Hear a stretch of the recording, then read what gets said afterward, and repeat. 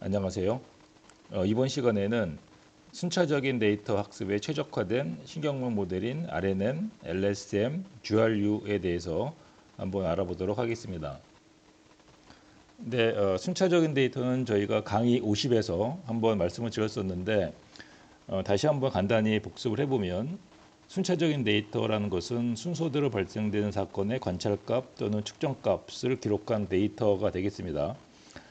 이때 순차적인 데이터는 두 가지로 또 분류할 수가 있는데 첫 번째는 간격의 의미가 없는 것.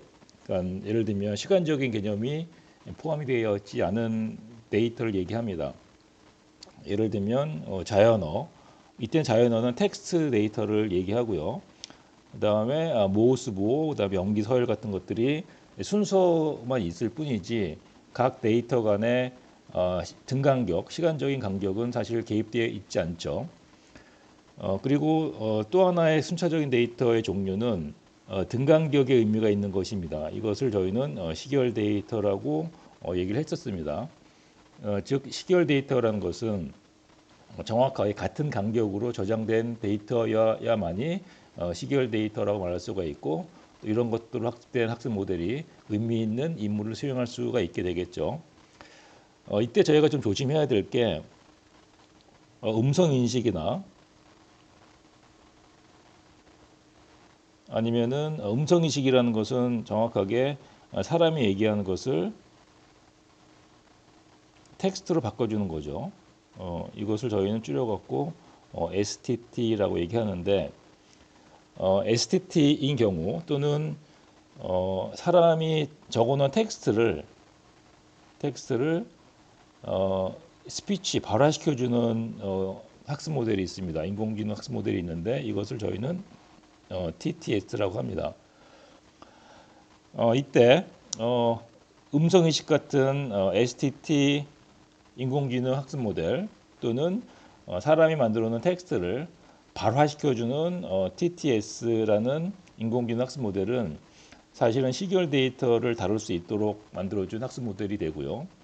반면에 트랜스포머나 아니면 챗 GPT 같이 텍스트를 입력받아서 채팅을 한다거나 아니면은 새로운 문장을 생성해내는 학습 모델은 간격의 의미가 없는 그 자연어 처리를 하기 위한 학습 모델이다라고 말씀드릴 수 있을 것 같고요. 자, 그래서 이번 시간에는 등간격의 의미가 없는 것 또는 간격의 의미가 있는 것 모두 처리할 수 있는 순차적인 데이터를 처리할 수 있는 그러한 신경망 모델인 RNN, LSTM, GRU라는 모델을 한번 배워보도록 하겠습니다. 네, 이 그림은 순환신경망 모델인 LSTM의 활용 사례가 되겠는데요. 구글이 개발한 기상 예측 모델, 그 메테올로지 네트워크라고 하는 맷넷이라고 하는 인공지능 모델은 LSTM이라고 하는 순환신경망을 기반으로 하고 있습니다. 저희가 구름 사진을 찍을 때 예를 들면은 비구름의 이동이라는 것을 예측하고자 할 때는 이 전통적으로는 어떻게 했냐면 네비소스 이퀘이션이라고 하는 대기의 성질, 대기가 이동하는 지배 방정식을 만들고 나서 이 지배 방정식을 풀 수 있도록 슈퍼컴퓨터를 가지고 시뮬레이션 하게 되면 이처럼 비구름이 이동하는 것을 우리가 시뮬레이션, 즉 예측할 수가 있었습니다. 현재까지 가장 보편적으로 쓰고 있는 기상 예측 모델이 되죠. 물리 모델이.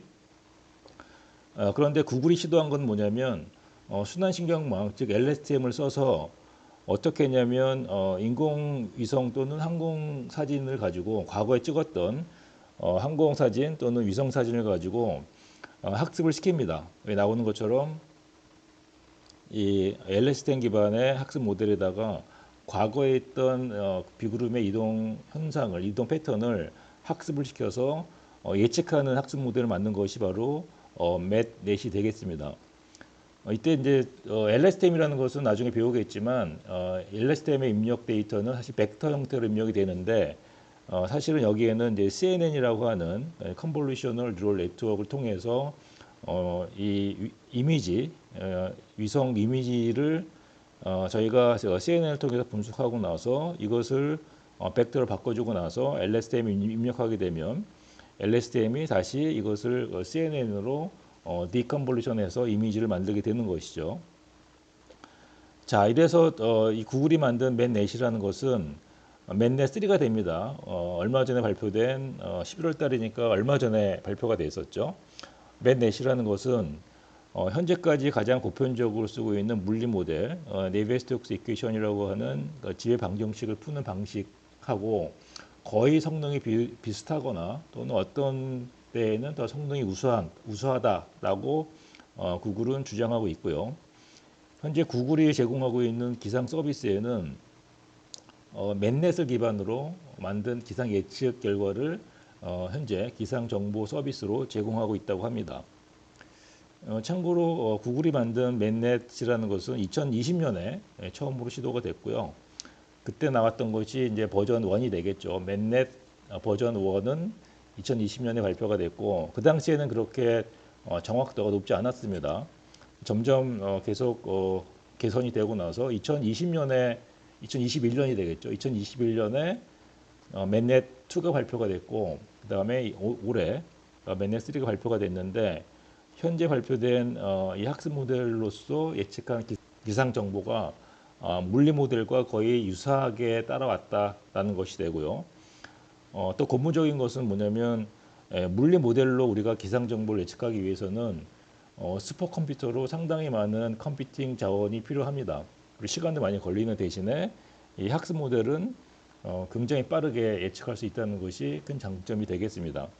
그래서 앞으로는 사실은 이 물리 모델을 가지고 기상 정보를 예측하는 것이 점점 줄어들게 될 것으로 예측이 되고 그 대신에 인공지능 모델, 즉 옛날에 데이터를 학습된 이러한 인공지능 모델이 물리 모델을 대체할 수 있는 가능성이 상당히 높다라고 많은 사람들이 예상을 하고 있습니다.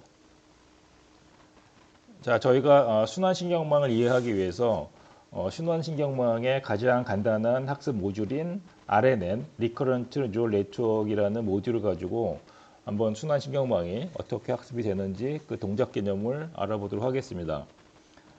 이 경우에는 자연어를 학습하는 경우라고 생각했을 때 난 쫓기를 정말 사랑해라는 문장이 입력되면 이것이 어떻게 순차적으로 데이터를 처리하는지에 대해서 설명을 드려보겠습니다. 그래서 첫 번째 단어가 입력이 되니까 시간 단계는 t0가 되고요. t0가 입력이 되면 난이라는 것은 자연어, 즉 사람이 사용하는 언어이기 때문에 이것을 컴퓨터한테 입력할 때는 이 컴퓨터가 알 수 있는 벡터 형태로 바꿔주죠. 여기서는 n개 요소를 가지는 벡터가 되고 이것을 저희는 워드 임베딩이라고 합니다. 그래서 난이라고 하는 단어를 토큰으로 만들고 토큰을 벡터로 만들어주는 워드 임베딩을 통하게 되면 이것이 비로소 컴퓨터한테 입력되는 데이터가 되겠죠. 그래서 X자료가 입력이 되면 여기 나와 있는 이 플러스라는 기호는 벡터 간의 요소 간 합이라는 연산인데 시간 단계 t0이기 때문에 앞에서 전달되는 데이터는 없고 오로지 X자료가 입력이 되기 때문에 고스란히 tan h라고 하는 액티베이션 펑션 활성함수에 입력이 됩니다. 그럼 활성함수는 그 다음 시간 단계를 일단 이것을 전달하고요. 이때 주의하셔야 될 게 뭐냐면 여기 나와 있는 벡터의 크기가 됩니다. 그래서 여기서 나온 벡터의 크기는 D개만큼 요소가 있죠. 이거를 저희는 은닉 벡터의 크기라고 하는데요.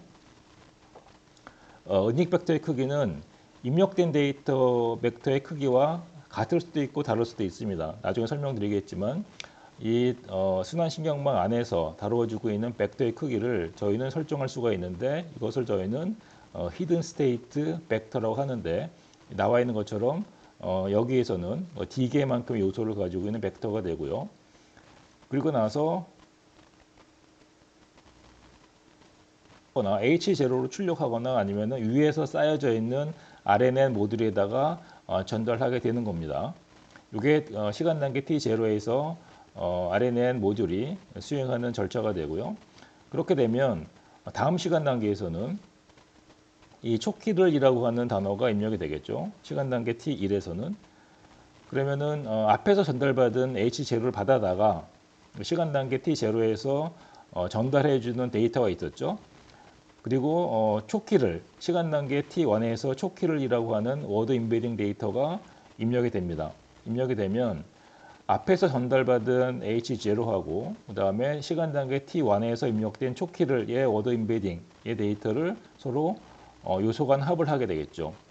이때 H0에서의 벡터 사이즈는 D개의 요소를 가지고 있고 그 다음에 이 N개의 요소를 가지고 있는 것도 여기 나와 있는 이 화살표가 바로 일종의 그 행렬 연산이 되는데 여기서 나와 있는 것과 숫자가 같도록 요소의 개수가 같도록 맞춘 다음에 요소 간 합을 합니다. 이것을 활성함수에 전달하게 되면 활성함수는 마찬가지로 출력을 하거나 또는 위에 쌓여져 있는 신경망 모듈, RNN 모듈에다가 연계하고요. 전달하고 그 다음에 다음 시간 단계에 이 결과를 전달해 줍니다. 그렇게 되면 시간 단계 T2에서는 이 정말이라는 단어가 입력이 될 텐데 이전에 앞에서 전달받은 시간 단계 T1에서 전달받은 H1이라는 것을 일단 전달받고 그 다음에 시간 단계 T2에서 정말이라고 하는 임베딩된 벡터 값이 입력이 되겠죠. 입력이 되면 앞에서 전달해 준 H1과 그 다음에 시간 단계 T2에서 정말이라고 하는 단어 간의 요소 간의 합을 합니다.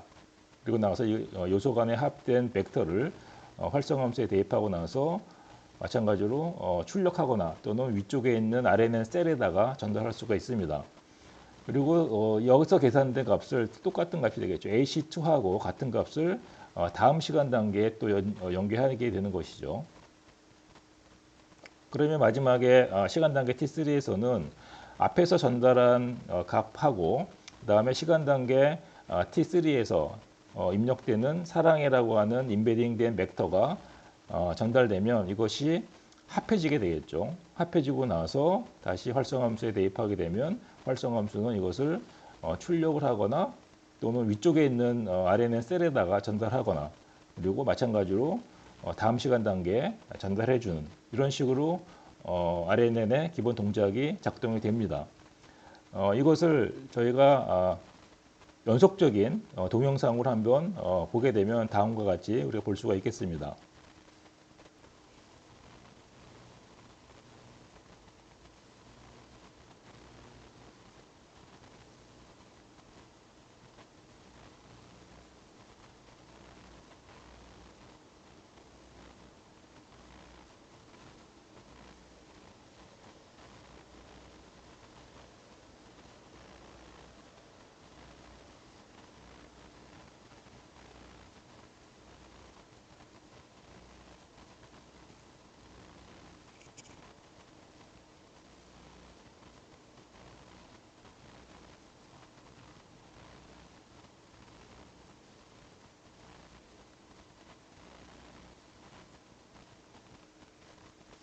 자, 그래서 이 순환신경망 리커런트 뉴럴 네트워크를 보면 저희가 시간 단계 T에서 입력이 되면 X가 입력이 되면 앞서 있던 시간 단계에서 전달받은 은닉 벡터 T-1의 은닉 벡터 H하고 요소 간 합을 하죠. 요소 간 합을 한 것을 이 활성함수에 전달합니다. 그러면 활성함수에서 나온 결과는 똑같아요. HT라는 것이 나오는데 HT라는 것이 위쪽에 있는 신경망으로 위쪽에 있는 또 다른 RNN 모듈로 전달해 줄 수도 있고 또는 출력할 수도 있어요. 그 다음에 똑같은 HT라는 것이 다음 시간 단계로 전달이 됩니다. 그래서 이것이 바로 리커런트라는 것이죠. 다음 시간 단계로 HT가 전달되는 것이 리커런트 반복돼서 전달되는 그런 모양인데 결국은 RNN이라는 것은 시간이라는 것이 계속 오버랩 되기 때문에 우리가 이 리커런트라고는 화살표 가지고 설명하고 있지만 사실은 좀 요 단어 하나의 이미지만 보게 되면 이해하기 힘들죠. 그래서 일반적으로 저희가 순환신경망을 설명을 드릴 때 어떻게 하냐면 펼치기를 합니다. 이 순환신경망을 각 시간 단계별로 이거 펼치게 되면 즉 언폴드하게 되면 이런 모양이 되겠죠. 그래서 시간 단계 T0에서 X가 입력이 되면 탄 H에서 일단 H0를 만들고 위에 있는 신경망 RNN 셀로 전달할 수도 있고 출력할 수도 있고 동일한 값을 H0를 다음 시간 단계에 전달하죠. 그러면 다음 시간 단계 T0에서는 앞서 벌어진 시간 단계 H0를 넘겨받고 그 다음에 시간 단계 T1에서 X가 입력이 되면 요소 간 합, 벡터의 요소 간 합을 하고 나서 활성함수에 입력하게 되면 활성함수는 H1을 만들고 H1은 위쪽에 있는 RNN 셀에 전달할 수도 있고 또는 출력할 수도 있고요. 아니면 출력할 수 있다는 건 뭐냐면 이 RNN 셀이 마지막 단에 맨 꼭대기에 있는 게 되면 출력하는 것이 되고 중간에 있는 것이 되면 바로 위에 있는 또 다른 RNN 셀에 전달한다는 뜻이 됩니다. 똑같은 값 H1을 다시 다음 시간 단계로 전달하게 되는 것입니다.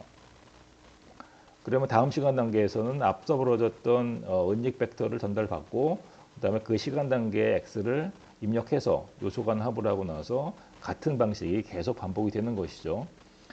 자, 이렇게 우리가 이 RNN이라는 것을 이 시간 단계로 리커런트라는 개념이 오버랩된 것을 보면은 우리가 좀 이해하기 힘드니까 일반적으로 언폴드한 이러한 그림을 가지고 설명을 많이 합니다. 앞으로도 이 시간에서도 이 언폴드된 걸 가지고 저희가 설명을 드릴 텐데 이것은 매 시간 단계마다 입력돼 리커런트하게 되는 것이 펼쳐진 그림이다라고 이해하시면 좋겠습니다.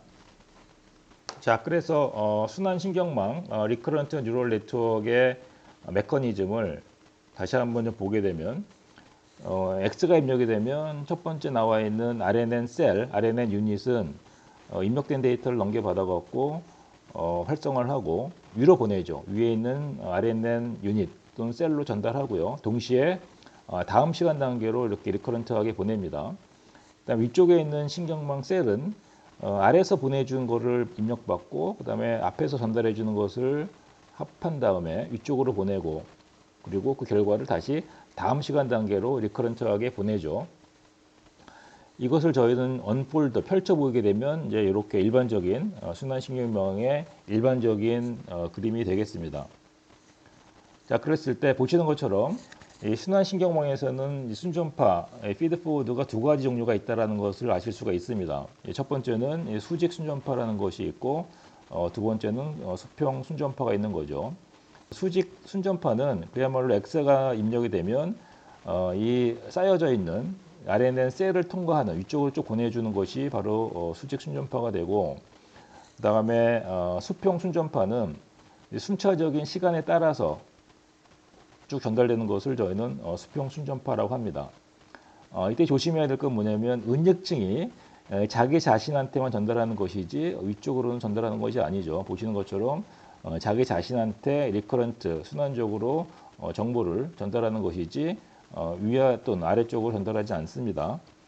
그래서 결론적으로 정리하면 순환신경망 RNN이라는 구조에서는 두 가지의 순전파가 존재한다. 첫 번째는 자기가 쌓여져 있는 그 신경망으로 위쪽으로 전달하는 수직 순전파가 하나가 있고 그 다음에 순차적인 데이터에 따라서 시간에 따라서 전달하는 수평 순전파가 있다라는 것이죠. 이 피드포워드라는 것이 왜 중요하냐면 항상 피드포워드의 짝으로 이루어져 있는 개념이 바로 뭐냐면 역전파라는 겁니다. 그래서 다음에 설명드린 역전파라는 것은 이 순전파의 역으로 진행되는 것이기 때문에 일단은 이 장에서는 이 RNN 즉 순환신경망에서는 두 가지 종류의 순전파가 존재한다라는 것을 기억하시길 바라고요. 네, 그래서 순환신경망은 앞서 설명드린 것처럼 두 가지의 종류의 순전파가 있었죠. 위쪽으로 보내주는 신경망 위쪽으로 보내주는 수직 순전파가 있었고 그 다음에 순차적인 데이터가 진행되면서 시간에 따라서 전달하는 수평 순전파가 있었는데 그렇기 때문에 우리가 역전파를 통해 갖고 학습 데이터를 업데이트하기 위해서는 피드포워드 즉 순전파의 정확한 역방향으로 진행하면서 학습 변수를 업데이트해야 됩니다. 그랬을 때 수직 순전파에 대한 역방향, 즉 수직 순전파에 대한 역방향은 일반적인 신경망 구조에서의 역전파와 유사하고요. 하지만 이 순환신경망에서는 순차적인 데이터에 대한 역전파라고 하는 특별한 역전파가 존재하는데 이것을 저희는 Backpropagation Through Time이라고 합니다. 줄여갖고 BPTT라고 하는 것이 하나가 더 추가가 됐다라는 것이죠. 그래서 이 신경망에 쌓여져 있는 방향으로의 순전파하고 나서 역전파는 이 역전파 방법은 이 기존에 우리가 MLP나 뭐 CNN에서 했던 방식과 유사해요. 그래서 그렇게 어렵지 않은데 한번 보게 되면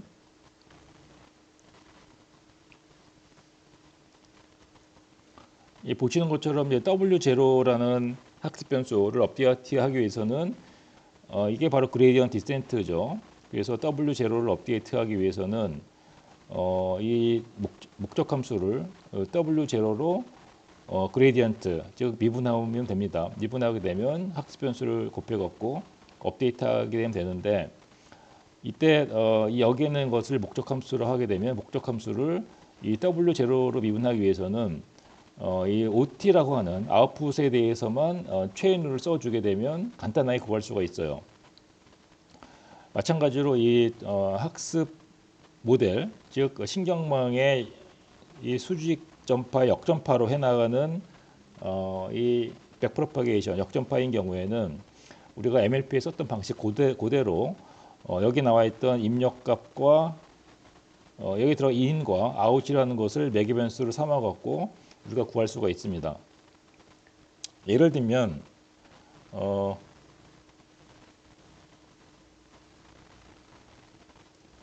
우리가 WX1이라고 하는 학습 변수를 업데이트하기 위해서는 마찬가지로 이제 그레이디언트 디센트라는 방법을 쓰게 되면 목적 함수를 원하는 학습 변수로 미분하면 되겠죠. 그랬을 때 여기서 나와 있는 것처럼 이거를 막바로 미분할 수 없기 때문에 우리가 체인룰을 쓰는데 여기서 목적 함수를 WX1으로 미분하고자 하는데 막바로 미분할 수 없으니 어떤 체인룰을 쓰냐면 매개 변수를 쓰는 것이죠. 따라서 여기에 나와 있는 목적 함수를 OT라는 것을 매개 변수로 쓰고 OT라는 것을 여기 들어가는 in하고 여기 들어가는 은익층의 요 값을 가지고 우리가 매개 변수를 쓰게 되면 얘가 서로 상쇄가 되니까 우리가 목적 함수를 WX1으로 미분하는 결과를 얻을 수가 있다는 것입니다. 그래서 여기서 얘기하는 건 뭐냐면 이 신경망의 수직 순전파의 역전파해 나가는 방식은 우리가 했던 방식으로 각 은익층에 있는 요 인과 아웃을 매개 변수로 삼아 연쇄 법칙을 만들게 되면 쉽게 우리가 체인룰을 만들어 갖고 그레디언트 디센트를 구할 수가 있다라는 것이고요. 그런데 이 순환 신경망에서 어려운 것은 사실은 BPTT예요. 그 Backpropagation Through Time이라는 것인데 이걸 한번 보겠습니다. 저희가 WH1이라고 하는 이 학습 변수를 찾고자 해요.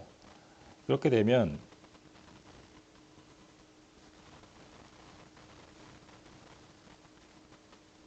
자 얘를 찾고자 하는데 얘도 마찬가지로 우리가 그레디언트 디센트 공식을 쓰게 되면 이렇게 쓸 수가 있겠죠. 그래서 이 WH1이라는 것은 결국은 이 목적 함수를 WH1이라는 것으로 미분해서 그레디언트를 구하게 되면 학습률을 곱해갖고 업데이트하면 되는데 문제는 뭐냐면 이것을 구하는 것이 굉장히 어렵다는 것이죠.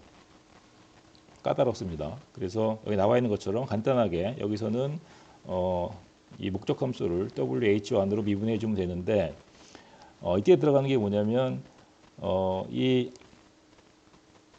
여기서는 말이죠. 어떤 게 들어가냐면 여기서 들어가는 요 ht-1 즉 시간 단계 t-1에서의 요 h 값하고 그 다음에 여기서 나오는 h 값 ht가 되겠죠. 여기서는 ht가 되는데 ht하고 ht-1라는 두 개의 매개 변수가 여기 동시에 개입이 돼요. 즉 시간이라는 텀이 들어가는 것이죠. 시간이라는 t-1이라는 항하고 그 다음에 시간 t에서의 항이 동시에 들어가는 체인룰을 써야 된다라는 것이 어렵습니다. 그래서 자세한 내용은 사실은 이 교재에 설명이 되어 있는데 여기에서는 간단하게 이 수직에 대한 역전파인 경우에는 이렇게 그레디언트 디센트를 쓰고 그 다음에 체인룰을 써갖고 그레디언트 구한다라는 말씀만 드리고 자세한 설명은 생략하도록 하겠습니다. 그래서 순환 신경망에서의 역전파는 한 가지에 대한 역전파가 추가가 된다라는 것이죠. 그것이 뭐냐면 back propagation through time, 시간의 역순으로 계산해주는, 즉 시간의 역순으로 계산하는 역전파가 하나가 추가가 되는데 이것이 사실은 좀 계산하기 힘듭니다. 그래서 텐서플로우나 파이토치에는 요 RNN 또는 LSTM, GRU 셀 안에 이미 다 이런 것들이 내장이 돼 있죠. 결국은 우리는 이 RNN 또는 LSTM, 그 GRU를 만약에 파이토치나 그 다음에 텐서플로우 쓰게 되면 BPTT라는 것이 다 내장이 돼 있어서 쉽게 우리가 순환 신경망을 구현할 수 있다라는 말씀을 드리도록 하겠습니다. 먼저 순환 신경망에서 가장 기본적인 베이직한 RNN 모델이 어떻게 펼쳐져 있는지 언폴드된 구조를 한번 보게 되면은요. 먼저 언폴드된 RNN 모델에서는 이렇게 매 시간 단계마다 X라는 데이터가 벡터 형태로 X1, X2, XN이라는 요소를 가지고 있는 벡터 형태로 입력이 되면 RNN에서는 이 간단합니다. 보시는 것처럼 이 앞서 전달해주는 데이터하고 그 다음에 그 시간 단계에서 입력되는 것이 여기엔 자세히 안 나왔지만 이 엘리먼트 와이즈 거점을 하는데 그 전에 어떤 게 있냐면 이 화살표는 여러분 명심하시는 게 뭐냐면 순환신경망에 있는 요거를 셀이라고 하는데요. 요거를 셀 또는 유닛이라고 합니다. 하는데 요 안에 있는 요 화살표라는 것은 대부분 이 학습 변수가 존재해요. 화살표마다. 왜 그러냐면 여기에는 요것이 바로 이 노드가 됩니다. 여기 나와 있는 요 점이 우리가 활성함수가 있다는 것은 이 신경망에서 활성함수가 있다는 것은 그 앞에 일종의 뉴런이 존재하고 있다라고 이해하시면 좋아요. 그래서 뉴런이 존재하기 때문에 이 뉴런 앞에는 항상 뭐가 있냐면 이 취합하는 과정이 있겠죠. 따라서 취합한다는 얘기는 앞서 전달하는 것에다가 이 학습 변수를 곱한다는 뜻입니다. 그래서 여기 안에는 요 노드가 있어서 노드가 앞서 전달하는 벡터 곱하기 학습 변수 더하기 앞서 전달하는 입력값 곱하기 학습 변수를 취합하는 과정이 요 활성함수에 존재하는 거예요. 자, 그렇게 되면 이 앞서 전달하는 거에다가 학습 변수 곱해갖고 취합한 거에다가 활성함수를 하게 되면 이 활성함수는 두 가지 똑같은 값을 위쪽에 전달하고 동시에 다음 시간 단계에 전달하는 것이죠. 그러면 위쪽에 있는 셀은 마찬가지로 아래에서 전달해 준 것을 가지고 학습 변수를 곱하고 그다음에 앞 시간 단계에 전달하는 거에다가 학습 변수를 곱해갖고 취합을 하겠죠. 취합한 다음에 활성함수를 적용해서 다시 위쪽으로 보내고 다음 시간 단계를 보내는 이렇게 된 것이 바로 가장 기본적인 RNN 모델이 됩니다. 자, 그래서 가장 기본적인 순환신경망 모델인 RNN을 보게 되면 앞에서는 간단해 보였지만 사실은 이 활성함수 앞서 벌어지고 있는 여러 가지 오퍼레이션이 있는데요. 이게 뭐냐면 일종의 그 MLP 같은 신경망이 있는 거예요. 자, 이걸 한번 설명드리면 여기에 아까 설명드렸던 RNN 셀이었죠. RNN 셀인데 RNN 셀에 이 활성함수 전에는 이제 취합을 하는 과정이 있어요. 요거는 이제 엘리먼트 와이즈 덧셈 그래갖고 두 개의 벡터의 요소 간 합을 해서 이제 덧셈을 하는 과정인데 이것을 하기 위해서는 뭘 하냐면 취합하는 게 있겠죠. 취합한다는 얘기는 앞서 전달하는 데이터 곱하기 학습 변수를 곱한다는 뜻인데 요게 바로 요 학습 변수가 됩니다. 이 학습 변수, 즉 앞서 전달해주는 앞 시간 단계에서 만약에 h가 전달이 되면 여기에다가 학습 변수를 곱하는 것이죠. 곱해갖고 새로운 벡터를 만드는 것이 앞서 설명드린 그림에는 이제 감춰져 있는 거죠. 그 다음에 xt라는 것이 입력이 되면 여기다가 학습 변수 행렬 wx0를 곱해갖고 일종의 은닉 벡터를 만들어주는 과정이 생략이 돼 있는 거예요.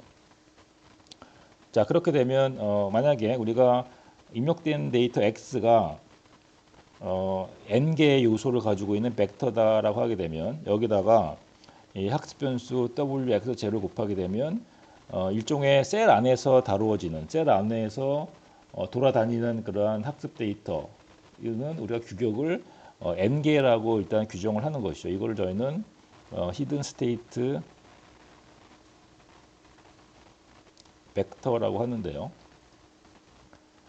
즉 은닉셀에서 다뤄지는 벡터 크기는 균일하게 하자는 것이죠. 왜냐하면 수많은 벡터 간의 요소 간 합, 그 다음에 곱셈이 이루어지기 때문에 우리가 출력되는 것, 그 다음에 입력되는 것의 벡터 사이즈는 문제가 설정되면서 결정되는 것이긴 하지만 우리가 설정하기로는 어떻게 하냐면 RNN 셀 안에서 다뤄지고 있는 은닉 벡터 크기는 딱 균일하게 정하자라고 하는 것입니다. 이것이 바로 히든 스테이트 벡터가 돼요. 벡터 사이즈가 되겠죠.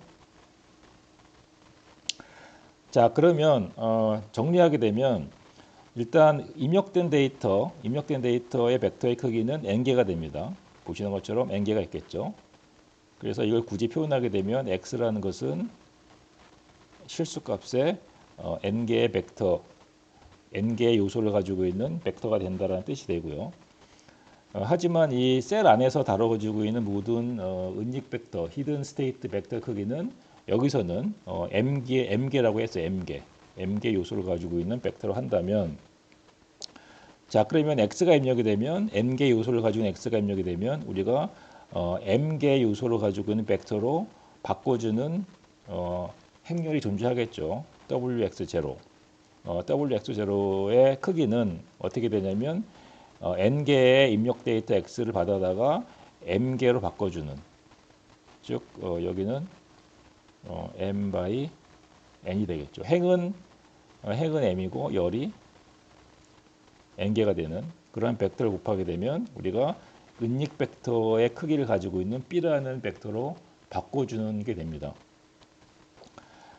그랬을 때 우리는 요 사이에 있는 요 오퍼레이션, 요 프로세스를 신경망에서는 뭐라고 하냐면 리니어 또는 덴스, 풀리 커넥티드 또는 펄셉트론이라고 표현해요. 여기 나와 있는 이 신경망을 즉 x라는 벡터를 b라는 벡터로 트랜스포즈 해주는 거죠. 이랬을 때 이러한 신경망의 이 이름을 신경망 명칭을 선형적으로 변형시켜 준다라고 해서 리니어라고 하고요. 덴스라는 건 뭐냐면 모든 노드가 연결되어 있죠. 그렇기 때문에 덴스라고 하는 명칭을 쓰기도 하고 또는 덴스하고 같은 의미입니다. 풀리 커넥티드 모든 노드가 연결되어 있다라고 해갖고 풀리 커넥티드라고 하고 또는 펄셉트론이라고 해요. 전형적으로 우리가 써왔던 가장 단순한 신경망 모델이죠. 펄셉트론. 이거 같은 뜻입니다. 그래서 리니어 오퍼레이션 또는 덴스 오퍼레이션, 풀리 커넥티드 또는 펄셉트론 이런 절차를 거쳐갖고 입력된 x라는 것을 b라는 벡터를 만들고 이때 차원은 즉 데이터의 크기는 m개가 되고요. 마찬가지로 시간 단계 t-1에서 전달해 준 h에다가 이 학습 변수 wh0를 곱하게 되면 a라고 하는 벡터를 만들게 되는데 a라는 벡터의 크기는 m이 돼요. 그러면 h라는 것은 일종의 은닉 벡터이기 때문에 크기가 m이 되겠죠.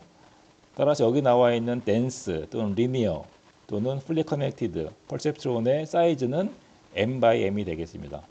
이 학습 변수 곱하게 되면 ht-2를 변환시켜주는 a로 바꿔주는 게 되겠죠. 그리고 나면 이제서야 여기에 있는 벡터하고 여기에 있는 벡터의 사이즈가 m이라는 사이즈로 일치를 하게 되겠죠. 그러면 우리가 요소 간 합을 할 수가 있겠습니다. 요소 간 합을 하게 되면 이제서야 얘가 취합이 완료가 된 거예요. 취합이 완료가 됐기 때문에 활성함수를 통해 갖고 윗단계로 보내는 거죠. 위에 있는 또 다른 RNN 셀이 있다고 하게 되면 그걸 보내게 되는 것이고 만약에 이게 마지막 RNN 셀이라고 하게 되면 출력을 하는 것이죠. 그리고 여기 나와 있는 것을 다음 시간 단계로 보내줘요. 다음 시간 단계로. 이게 바로 가장 베이직한, 가장 기본적인 RNN 셀에서 이루어지고 있는 계산 과정이다라고 말씀드릴 수가 있겠습니다. 기본적인 RNN 모델의 단점이 하나가 있는데요. 저희가 기본적인 모델은 바닐라 RNN이라고 하는데, 바닐라라는 뜻은 베이직이라는 뜻입니다. 이 컴퓨터 사이언스에서 쓰이는 그 일종의 약간 슬랭이긴 한데, 이 바닐라라고 하는 것은 일종의 향료로서 우리가 음식을 할 때 항상 넣는, 기본적으로 넣는 것 중에 하나예요. 한국에서는 우리가 고춧가루하고 마늘을 그냥 기본적으로 넣듯이, 서양 레시피에서는 이 바닐라라고 하는 그런 향료를 그냥 기본적으로 넣는다고 합니다. 자, 어찌됐건 바닐라라고 하는 것은 베이직이라는 뜻이어서 이 바닐라 RNN에서는 단점이 뭐냐면 오래된 정보를 기억을 하지 못해요.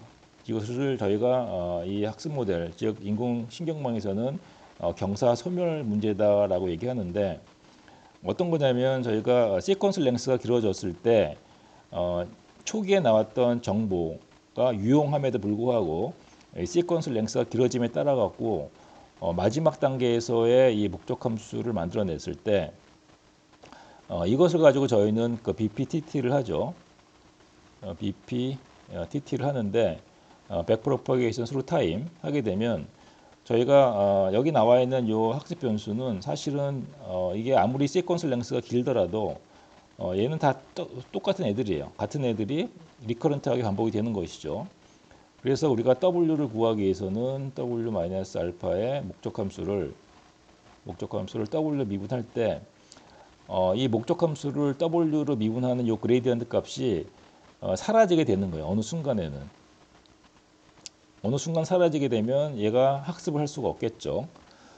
이러한 것이 문제가 바로 이 바닐라 RNN, 즉 베이직 RNN에서 발생이 되면서 일종의 시퀀스 랭스가 길어지는, 즉 이 문장이 길다거나 아니면 시계열 데이터에서의 이 시계열에 대한 이 크기가 커질 때 정확도가 떨어지는 단점을 가지고 있습니다. 그래서 앞서 설명드렸던 그 탄H라는 활성함수만 딸랑 있는 기본적인 바닐라 RNN 셀에서는 이러한 장기 기억이라는 것이 소멸되는, 즉 그레디언트가 베니싱 되는 문제가 있었기 때문에 이것을 개선하는, 이것을 극복하는 모델이 개발됐습니다. 이것이 바로 1998년에 개발된 LSTM이라는 모델이에요. LSTM이라는 것은 Long Short Term Memory라는 뜻으로서, 즉 장기 기억과 단기 기억을 모두 취급할 수 있는 그러한 순환 신경망 모델이 됩니다. 그래서 기본적으로 우리가 언폴드하게 되면 이러한 셀들이 이렇게 반복적으로 나와 있는 것은 기본적인 RNN 모델과 유사하고요. 그래서 매 시간 단계마다 입력된 데이터가 전달이 되고, 그런데 RNN보다 더 복잡하죠. 보시는 것처럼 안에 있는 셀 안에 있는 구조가 상당히 복잡해요. 그리고 또 하나의 그 특이사항은 뭐냐면 이 분기점이 두 개가 있다라는 겁니다. 이 셀에서 나오는 것이 이 기본적인 RNN에서는 HT라는 것이 하나가 나와서 위로도 보내고 그다음에 다음 시간 단계로 보냈다고 하면, 여기서는 그 셀 스테이트라고 하는 그 C라는 것이 이제 셀 스테이트의 약자인데요. 셀 스테이트라는 그러한 분기점 하나가 계속 위에서 바이패스 개념으로 전달해줘요. 이것이 바로 롱텀 메모리를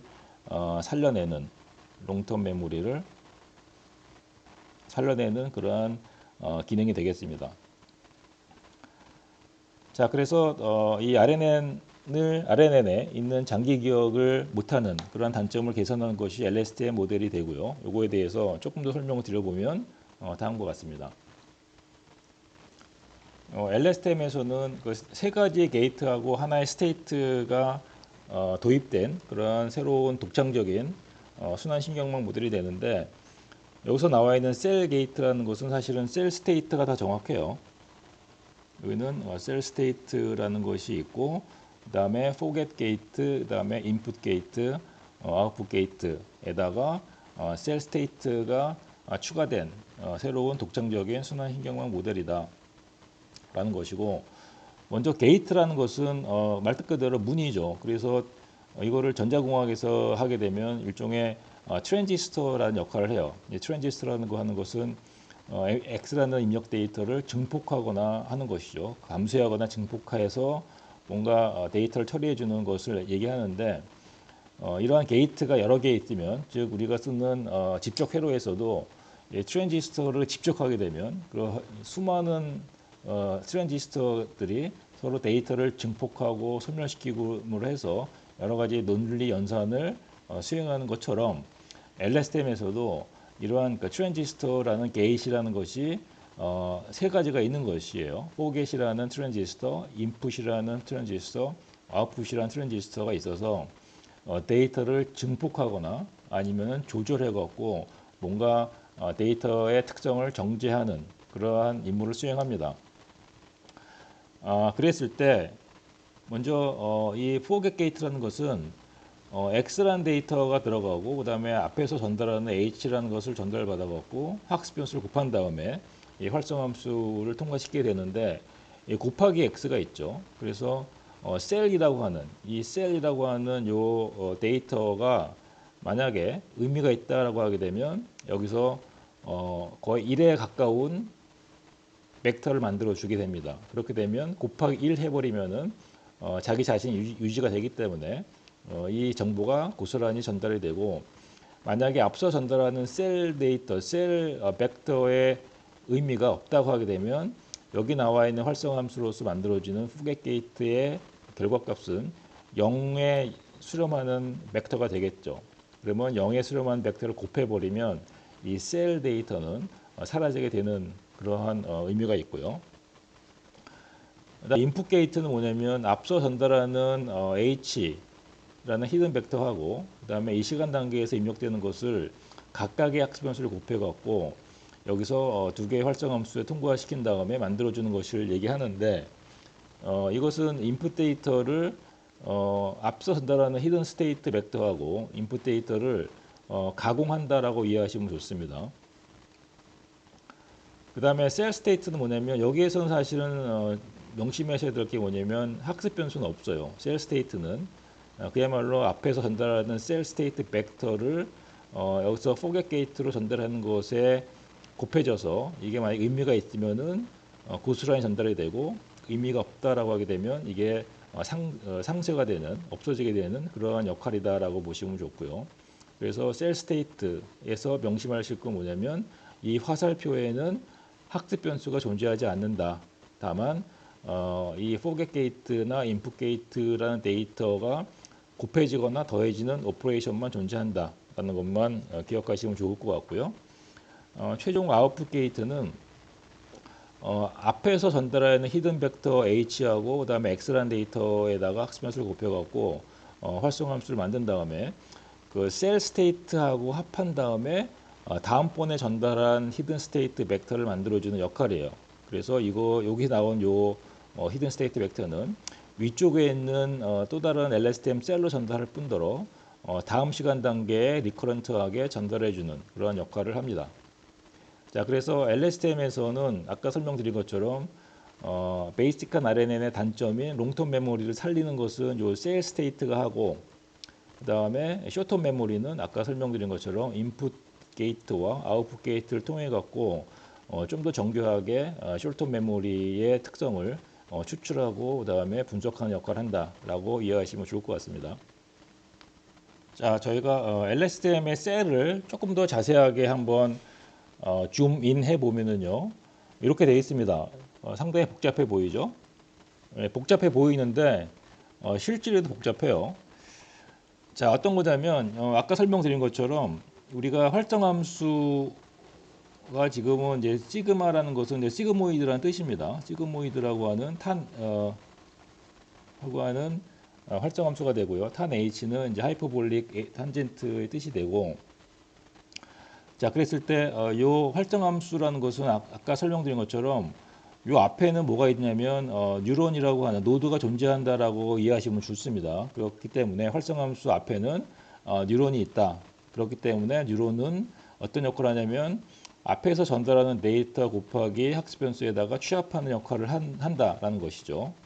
요거를 기억하시고, 자, 그러면 또 아까 설명드린 게 뭐냐면 화살표라는 것은 데이터가 흘러가는 패스를 의미합니다. 그렇기 때문에 이 화살표에는 여지없이 학습 변수가 하나씩 존재해요.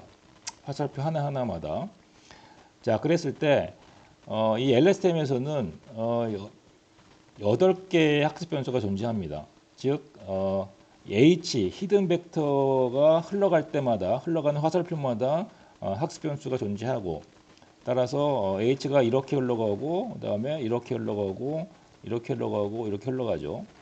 따라서 H에 대한 학습 변수 U 네 가지 즉 포겟 게이트에 흘러가는 학습 변수, 인풋 게이트에 들어가는 학습 변수, 셀에 들어가는 학습 변수, 그다음에 아웃풋 게이트에 들어가는 학습 변수. 그래서 H 히든 벡터에 대한 학습 변수 4개가 존재한다라는 것이고요. 그리고 H가 X가 입력되는 X에 해당하는 학습 변수가 또 4개가 존재해요. 또 X라는 것이 마찬가지로 이 포겟 게이트에 입력이 되고 그다음에 인풋 게이트에 입력이 되고 그다음에 뭐 셀에 입력이 되고 그다음에 아웃풋에 입력이 되기 때문에 입력 데이터 X에 대한 학습 변수도 역시 4가지 FICO에 대한 학습 변수 4개가 존재한다라는 것을 기억하시고요. 이때 각각의 학습 변수는 행렬이 되겠죠. 행렬로 표시가 되는데 텐서로서 표시가 되는데 히든 벡터에 해당하는 학습 변수는 m by m이에요. RNN에서 했던 것처럼. 왜냐하면 히든 벡터는 우리가 설정한 히든 벡터 사이즈에 딱 맞게 이 데이터가 흘러가기 때문에 m by m이라고 하는 크기를 가지고 있고 다만 x라고 하는 것, 새롭게 입력되는 x라는 것은 뭐냐면 우리가 n 개 요소를 가지고 있는 벡터라고 했기 때문에 x가 입력이 될 때의 학습 변수의 사이즈는 m by n이 된다라는 것을 이제 잊지 마시고요. 자, 그렇게 되면 정리하면 LSTM에는 학습 변수가 토탈 8개가 필요한 것이죠. 즉 히든 벡터에 대한 학습 변수 4개, 그 다음에 입력된 데이터에 대한 학습 변수 4개, 8개가 있다는 것이고요. 자, 그러면은 처음부터 한번 보겠습니다.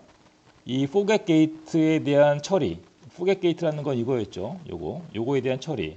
그다음에 인풋 게이트의 벡터, 요게 인풋이죠. 요거에 대한 처리. 그다음에 아웃풋 게이트에 대한 벡터, 아웃풋이라는 건 요겁니다. 요거에 대한 처리. 그다음에 셀이라고 하는 것은 여기 나와 있는 거 요거죠. 요거에 대한 처리에 대해서 우리가 한번 어떻게 되는지를 보도록 하겠습니다. 되게 복잡한 뜻이긴 하지만 요건 뭐냐면 아웃풋 캐릭터에 나오는 최종 결과에 대한 벡터를 뜻하고요.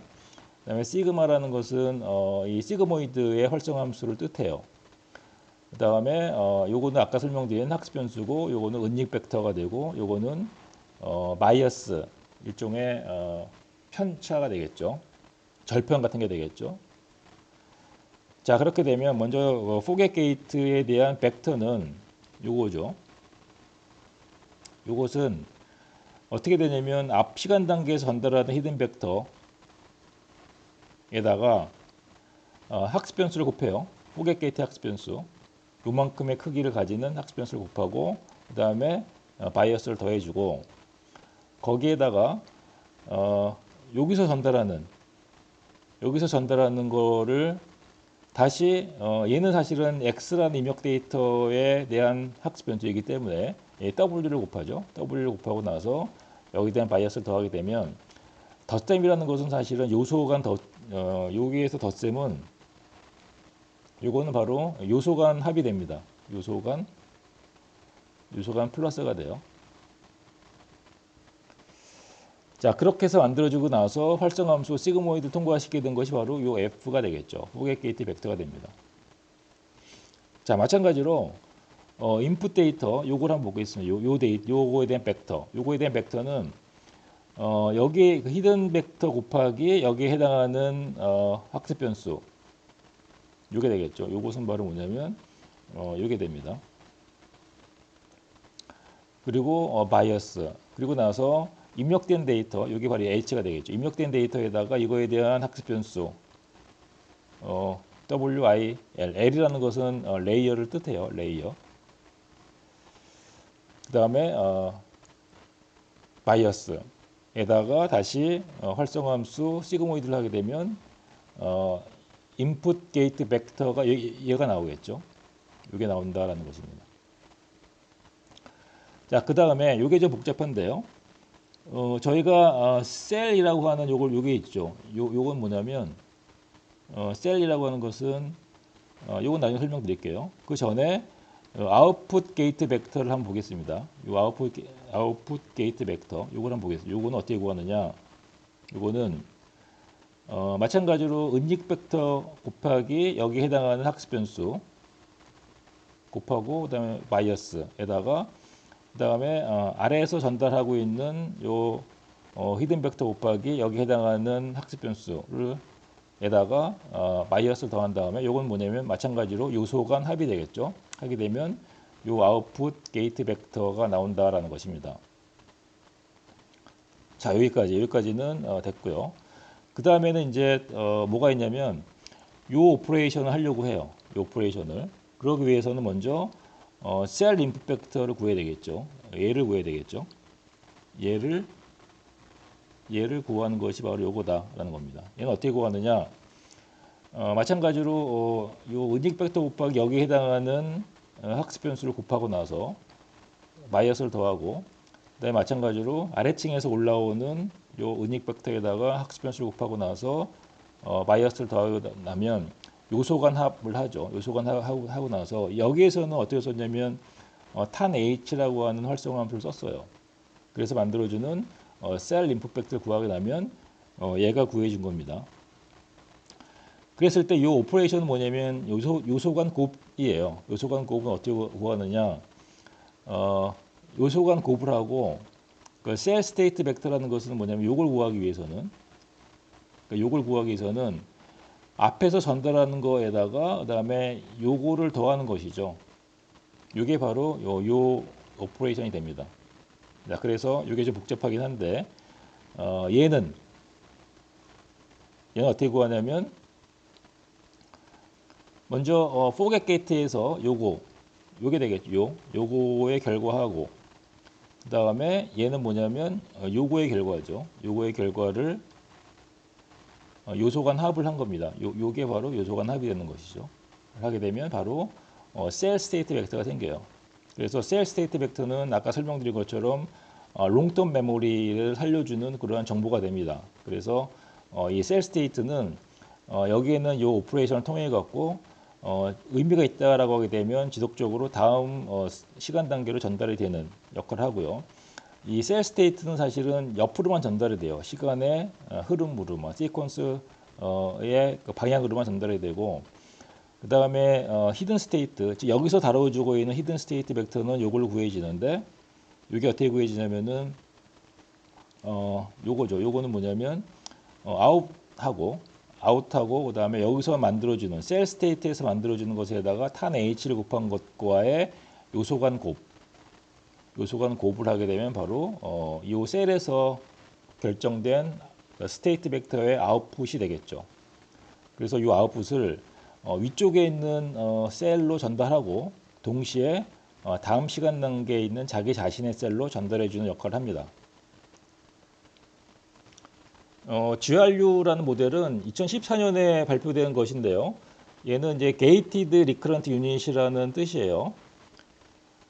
Gated Recurrent Unit이라는 것은 사실은 이 아까 설명드린 포겟 게이트, 그다음에 인풋 게이트, 아웃풋 게이트가 있었죠. 이것 중에서 일종의 포겟 게이트라는 것이 리커런트하게 계속 순환적으로 셀 내부에서 재활용되는 그러한 셀의 구조를 가지고 있는데요. 그 GRU라는 것은 거의 LSTM이라는 모델과 유사한 같은 패밀리라고 보시면 되고, GRU에서 장점은 LSTM에서는 사실은 셀이라고 하는 분기점이 있었고, 그다음에 히든이라고 하는 분기점이 두 가지가 있었죠. 그래서 우리가 이 두 가지의 분기점 데이터를 다루는 것이 약간 모델을 구현할 때 좀 복잡한 그런 단점이 있었는데 GRU에서는 분기점이 하나입니다. 그 셀이라고 하는 것 벡터하고 히든이라는 것이 동시에 다 있어요. 그래서 여기 나와 있는 요 벡터는 롱텀 메모리라는 것과 숏텀 메모리가 동시에 저장되어 있는 그러한 벡터가 된다, 히든 벡터가 된다라는 것이 특이점이고, 그다음에 리커런트 한다는 얘기는 뭐냐면 보시는 것처럼 입력된 데이터하고 그다음에 앞에서 전달하는 히든 데이터가 합해져서 다시 재활용되는 거, 안에 셀 안에서 재활용, 리커런트하게 재활용되는 그러한 장점이 있는데, 결국은 리커런트라는 오퍼레이션은 앞서서 앞 시간 단계에서 또는 그 앞에서 전달되는 데이터를 지속적으로 이 모니터링하는, 즉 계속 분석해서 더 강조할까 아니면은 뭐 무시할까라는 것이 반영이 되어 있고, 그다음에 새롭게 입력되는 시간 단계, 현 시간 단계 엑스란 데이터와 어떻게 같이 합하면 좋을지가 더 고려된 그러한 모델이다라고 이해하시면 될 것 같습니다. GRU 모델을 한번 우리가 자세하게 한번 살펴보게 되면,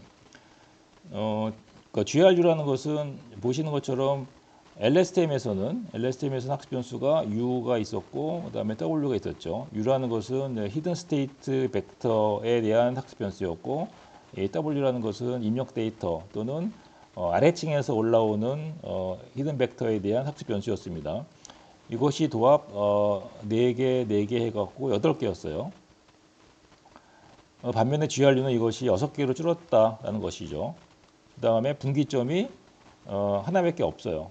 셀 스테이트하고 그다음에 히든이라는 것이 합쳐진 것이 GRU에서는 분기점이 하나다라는 것이 특이점이라 할 수가 있겠습니다.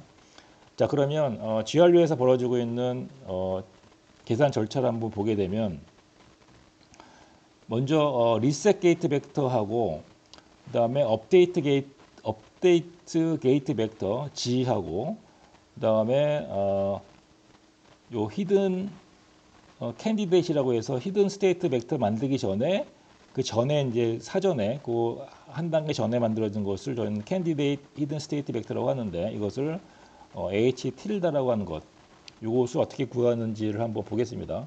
왜냐하면 최종적으로는 이제 H라는 히든 스테이트 벡터를 구할 건데, 그 구하기 전에 사전에 만들어지는 벡터의 계산 과정이에요.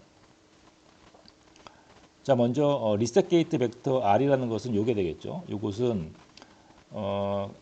LSTM처럼 뭐냐면 앞 시간 단계에서 전달하는 히든 스테이트 벡터에다가 여기에 해당하는 학습 변수, 요게 되겠죠. 빨간색, 요 빨간색이 바로 요게 됩니다. 그 다음에 얘는 파란색이에요. 얘는 아랫단에 있는 GRU 셀을 보내거나 또는 입력 데이터 X에 해당하는 것에 대한 학습 변수는 요 파란색에 대한 학습 변수가 되겠죠. 파란색을 해서 바이어스를 하고 나서 요는 요소간 덧셈이 됩니다. 하고 나서 여기 나와 있는 그 시그모이드를 하게 되면 요 R 리셋 게이트 벡터가 생기고요. 그리고 업데이트 게이트 벡터는 그 G라는 것은 어떻게 구하느냐? 마찬가지로 앞 시간 단계에 보내준 H에다가 거기에 해당하는 학습 변수, 그 다음에 아랫단에 있는 GRU 셀 또는 입력 데이터에다가 거기에 학습 변수를 곱한 다음에 요소 간 합을 하고 나서 시그모이드 하게 되면 G가 되겠죠.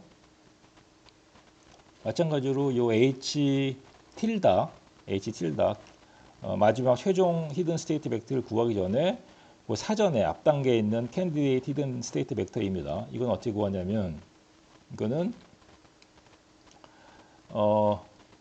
조금 복잡하죠. 요것은 리커런트 된, 여기서 리커런트에서 나온 것하고 그다음에 요 H를 요소간 합을 한 거예요. 요게 바로 리커런트 된 거죠. 요게 바로 리커런트 돼서, 그러니까 유닛 안에서, 셀 안에서 리커런트 된 겁니다. 이것이. 그다음에 요거는 새롭게 입력된 데이터에 대한 학습 변수를 곱하고, 요건 리커런트 된 것을 요소간 합을 한 거예요. 자, 요거 어떤 건지 아시겠죠? 요건 뭐냐면 R이라는 건 아까 리스트 게이트 벡터로 구했던 것이고요. 요거였고, 그다음에 여기서 들어가는 요 학습 변수가 있어요. 학습 변수에다가 그다음에 이거를 요소 간 곱을 한 거죠. 그래서 리스트 게이트 벡터하고 그다음에 여기서 들어가는 거에다가 학습 변수를 곱하고 리스트 게이트 벡터를 요소 간 곱을 해서 넘겨주게 되면 이것하고 그다음에 새롭게 입력된 x라는 거에다가 학습 변수, 이렇게 입력된 학습 변수를 곱해서 요소 간 합을 하는 것이 바로 U단계 됩니다. U단계. 마지막 히든 스테이트를 구하기 전에 그 바로 앞전에 있는 단계까지 구하게 된 것입니다. 자, 그러면 이걸 가지고 마지막에 최종 이 히든 스테이트 벡터를 구하려고 하는 겁니다. 여기 나와 있는 요 식을 통해서. 그래서 여기 나와 있는 요 캔디데이트 히든 스테이트 벡터에다가 요 오퍼레이션, 여기서 나와 있는 G하고 그다음에 G하고 여기 있는 오퍼레이션, 여기 바로 이게 되겠죠. 1-라는 것이 요거예요. 1-에다가 G를 하고 나서 이것하고 요 곱, 바로 요게 되겠죠. 한 것하고 그다음 위에서 전달되는 게 있겠죠. 위에서 전달되는 앞 시간 단계에 전달되는 것하고 요거 그다음에 G 하고의 엘리먼트 요소 요게 됩니다. 요게 바로 요 과정이 돼요. 하고 나서 요소 간 합을 하게 되면 최종적으로 나와 있는 요 히든 스테이트 벡터를 구하게 된다는 것이죠. 자, 그렇게 되면 우리가 GRU 모델은 LSTM과 유사한데 요게 바로 이제 리커런트 한다는 거. 요게 바로 리커런트 한다는 것이죠. 요것하고 그다음에 히든 스테이트 벡터를 구할 때 리커런트 한 것이 반영이 되고 그다음에 나와 있는 H라고 하는 앞 단계의 히든 스테이트가 서로 반영이 돼서 분기점이 셀과 그다음에 히든이 아닌 그냥 히든 스테이트 벡터 하나만 만들어내는 것이 이제 GRU 특성이다라고 이해할 수가 있고요. 그랬을 때 앞서 벌어졌던 히든 스테이트 HT-1에 대한 학습 변수 3개는 히든 스테이트 벡터이기 때문에 m by m이라고 하는 행렬을 가지게 되고, 근데 만약에 x가 입력이 되면 x라는 것은 차원이 n일 테니까 이것에 해당하는 학습 변수는 이 m by n이라고 하는 3개의 학습 변수가 있다라고 일단 기억을 해주시면 좋겠습니다. 자, 마지막으로 저희가 이 순환 신경망에서는 임무별 여러 가지 구조를 가질 수가 있는데 예를 들면 원투맨이라고 하는 구조가 있어요. 원투맨이 즉 원이라는 것은 인풋이 되고요. 맨이라는 것은 아웃풋이 되겠죠. 원투맨이라고 하는 구조는 이렇게 되어 있는데 예를 들면은 이미지 캡셔닝 할 때 주로 씁니다. 즉 이미지가 이렇게 입력이 되면 이미지는 원이죠. 하나의 입력 데이터가 있으면은 여러 개의 시퀀스한 출력을 만들 수 있는 것이 원투맨인데 이게 사진이 입력이 되면 X0만 입력이 되겠죠. X0만 입력이 되면 생각에 잠긴 촉키라고 하는 문장이 만들어지는 것이 원투매니의 순환 신경망 구조가 되고요. 이때 참고로 LSTM이나 GRU, 그다음에 RNN 같은 경우 순환 신경망은 취급하는 데이터가 다 벡터 형태입니다. 그렇기 때문에 만약에 우리가 이미지를 입력하게 되면 이미지를 벡터로 만들어주는 벡터의 특성으로 뽑아주기 위해서는 그 CNN이라고 하는 모델을 써야 돼요. 중간에. 그래서 입력된 데이터를 벡터로 바꿔주는 그러한 모델을 이 중간에 CNN이라고 하는 Convolutional Neural Network을 써서 입력된 데이터의 특성을 벡터화해주는 그러한 과정이 필요하다는 것을 참고로 알아두시면 좋을 것 같고요. 두 번째는 매니투원이라는 게 있습니다. 여러 개가 입력이 되고 출력은 하나가인 거죠. 이런 경우는 이제 우리가 예측을 한다거나 시계열 데이터에서 과거 데이터가 쭉 입력이 되면 내일의 온도를 맞춘다거나 이런 것인 경우에는 회귀인 경우에 이런 구조가 되고, 또는 문장 분석이라고 해갖고 센티먼트 어널리시스라고 하죠. 그러니까 문장이 나오면 이것이 긍정적이냐 부정적이냐 슬프냐 기쁘냐 이런 것들. 그래서 문장이 이렇게 시퀀스하게 매니하게 여러 개가 입력이 되면 생각에 잠긴 촉키라고 하게 되면 결과가 긍정적이다라고 하는 센티먼트 어널리시스라고 하는 임무에서는 이런 식의 신경망 구조를 가진다라는 것이고요. 만약에 우리가 번역기를 쓴다거나 뭐 챗봇 하게 되면 우리가 세퀀스 투 세퀀스라는 것처럼 인코더 디코더라는 게 있어요. 그래서 앞에 나와 있는 것이 인코더고 뒤에 나오는 것이 디코더가 되는 그러한 구조를 가지고 있는 모델에서는 우리가 이 매니 투 매니 형태를 가지고 있다라고 하죠. 입력되는 것이 매니고 그다음에 디코더 파트에 또 매니가 있는. 그래서 생각에 잠긴 초키라는 한국말이 입력이 되면 번역기가 되겠죠. 초키 로스트 인 솔트 그래갖고 이렇게 영어로 번역해주는. 그리고 매니 투 매니인데 그 인코더 디코더 같은 시퀀스 투 시퀀스가 아니고 이 입력되는 데이터가 동시에 여러 개 있고 동시에 출력이 되는 거예요. 그래서 만약에 우리가 영화를 돌리게 되면 뭐 예를 들면 뭐 우리가 이 동영상 조스라고 하는 영화를 쭉 돌리게 되면 각 프레임마다 나오는 키워드 뭐 바다, 요트, 뭐 상어를 추출해내는 그런 목적으로는 이런 형태의 순환신경망 구조를 사용한다라고 말씀드릴 수 있을 것 같습니다. 네, 이번 시간에는 저희가 순차적인 데이터를 학습하는 순환신경망 RNN, LSTM, GRU에 대해서 알아봤습니다. 네, 오늘은 강의를 이것으로 마무리하겠습니다. 감사합니다.